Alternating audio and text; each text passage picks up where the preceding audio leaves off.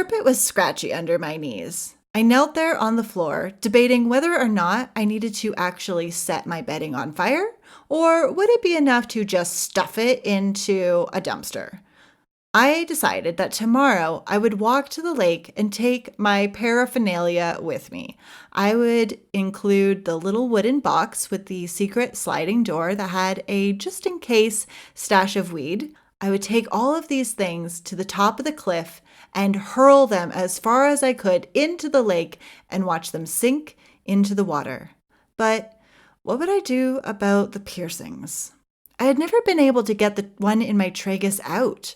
I had tried. I had tried everything from pliers to a hole punch in attempts to change out the jewelry, but it would not budge. I wasn't exactly praying in the usual sense. I was purging. My life suddenly looked like a scene from The Labyrinth, where Sarah realizes that everything she has ever treasured is just trash. I pushed myself away from the ground and went into the bathroom. It was 2 a.m. My head hurt from crying. I lifted my top and removed the first 2 silver rings. I looked at my body in the mirror and everything tightened. My teeth clenched and my mouth tasted like metal. I grabbed a piece of toilet paper to help me get a grip on my eyebrow ring and gently twisted the little black spikes in opposite directions. I laid the barbell on the ledge below the mirror. Next, I removed the 2 screw-in studs from my left nostril. Finally, I popped out the big blue stone earplugs from my earlobe and noticed that they smelt like funky cheese. I placed all of these things in a neat little offering pile, and then I closed my eyes and apologized to God. I'm sorry. I am so sorry. I wish that I could lay it all down. I want to lay it all down, and I just can't get this last one out. I took a deep breath and decided to try one more time. To my surprise, the captive bead, which had cemented itself in place years earlier, easily popped out of the circular barbell and dropped to the ground with a silvery tink. To me, this was a sign. I was free from everything that was holding me captive. Then I glared at the tattoo on my arm. I wanted to scrub it off. I wanted to forget everything I had done and everything I had been. I thought maybe if I pray hard enough, God would wash it away. I knew that He could. I knew that in Him all things are possible. And so I prayed, Lord, please wash these marks off of me. Please cleanse me and make me pure. I pumped a handful of foam body wash into my hands and slowly washed my arm under the cool water. I looked down at the long scar on my arm and the words that surrounded it. What was I thinking? Clearly, there were not going to be any more miracles in the bathroom for me that night. So I turned around and walked 3 steps back into my bedroom. There on the bed was my comforter, laying there like a coat of many colors, beautiful patches of multicolored fabrics and textures, all stitched together with sequins and whimsical patterns. I had loved it ever since I discovered it at Walmart on the bottom shelf, on sale, during my 2nd year of university. It was so me. I grabbed it and yanked it off of my bed. And then I took the sheets, balled them up, and threw them onto the floor on top of the comforter. I decided that I did not deserve sheets. I wanted to feel the roughness of the mattress. I grabbed a big white bath towel, which I had stolen from a resort in Mexico a few months earlier, and I made a mental note to throw that out as well with all of the other things tomorrow. But for tonight, it was the only source of warmth that I would allow myself. I wrapped it around my shoulders and I laid my body down to shiver and escape my thoughts until morning.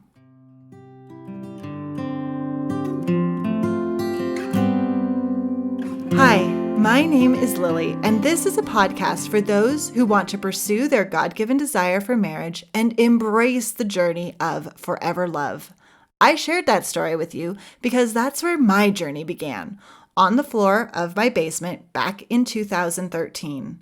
And in this podcast, in the coming episodes, I want to show you how to take the drama out of our stories, because we are all natural storytellers and liars by nature. We tend to get caught up in our own web of lies, and I'm not talking about the kinds of lies we tell on purpose to deceive others. I'm talking about the more sinister ones, the ones we tell ourselves without even realizing it, the ones we think are true.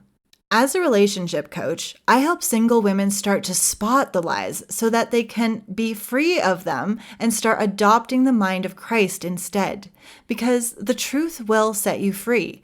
And the truth is, you are a vessel. And right now, you're probably a very cluttered vessel, and that's okay. In the next few episodes, I'm going to guide you through a process of emptying yourself so that you can see what's in there and decide on purpose what you want to put back in. If you've ever felt like there's just not enough, whether that's enough time, money, love, joy, or whatever, then stick around, because we are going to create a whole lot more space for what you really want in life, especially if what you want is forever love. You know, the kind of love that is intimate, equal, intentional, unconditional, and most importantly, founded on a relationship with Christ. So let's begin. First, let me start by saying we all have these moments of purging in our lives. Sometimes it happens spontaneously, like when your house burns down and you're left with nothing, or some other external force forces you to let go of everything. In the Bible, we tend to see these as wilderness experiences, like when the Hebrews left Egypt behind and ventured into the wilderness. The problem with spontaneous experiences is that we tend to really resent them when they're happening. Ultimately, of course, we see that they were for our good and that we met God and angels out there in the desert, and we learned how to surrender and let go of the things that were holding us captive. But first, we tend to be a bit bitter about what has happened to us. The second is situational. For example, when you experience a big transition in your life, like getting a new job or breaking up after a long-term relationship, we choose to start fresh. It's a blank slate and everything is new again. Usually, we tend to feel excited, even if it's hard.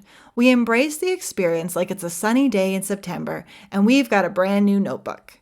In the Bible, we see this happen with Ruth when she chooses to follow Naomi back to Bethlehem and see what life has to offer her there. The third, and the one that I believe is the most powerful, is an intentional experience. Nothing and no one is forcing us to empty ourselves out, but we choose to do so because it feels necessary. We know that in order to embrace something new, we need to create space by clearing out the old. Think of the woman who broke her alabaster box to anoint Jesus' feet. Or Jesus himself when he went into the wilderness after his baptism. Choosing to pour yourself out doesn't come from a place of fear or lack. It actually comes from a place of abundance. It's when we say to ourselves, I've had enough of this, and now I want that. For myself, I had played enough games. I had caused enough mischief, and I was done partying and pretending and trying to get attention. I was done with hangovers, I was done with pregnancy scares, and done romancing the idea of live fast and die young. I had had enough. I wanted something different.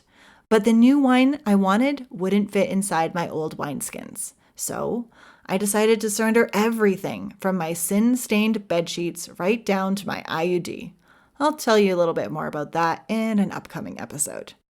And I want to share with you how you can do the same. Will you accept the challenge to be, for a moment, an empty vessel? Will you create enough space in your life to experience something new? If so, come on a journey with me and explore this season of singleness in a whole new way. Let me help you embrace what is and say yes to more.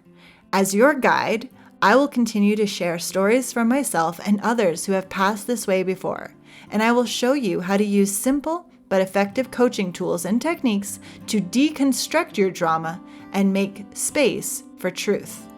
I'm Lily Mtongwiza, and this is Forever Love.